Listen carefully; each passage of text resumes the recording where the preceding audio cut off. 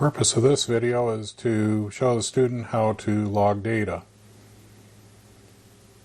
So we'll start by selecting a Logdata file name, and we'll just make this data.abc. We'll click the select button.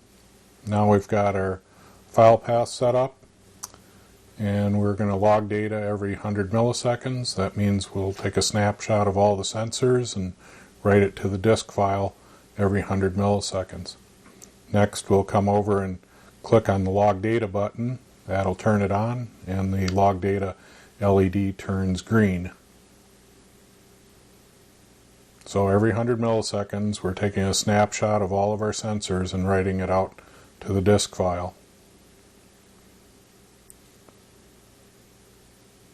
Generally you want to keep the log data on in order to capture a transient or some specific data that you want to record and analyze.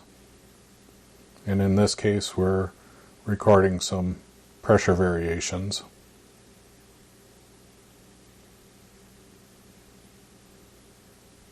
Now I've turned the log data file off and the LED is dark.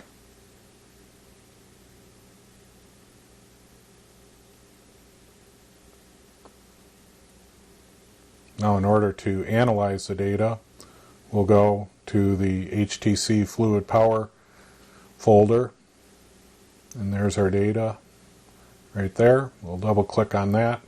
Excel will automatically open. Try to resize the column here so we can look at the date time.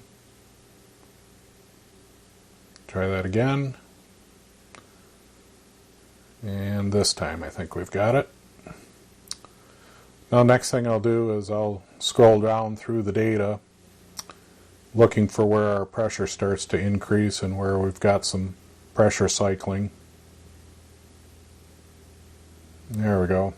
You see some there. It starts at about 49 in the C column and then goes up to 190, and I'll highlight that between 19 seconds and 21.4 seconds.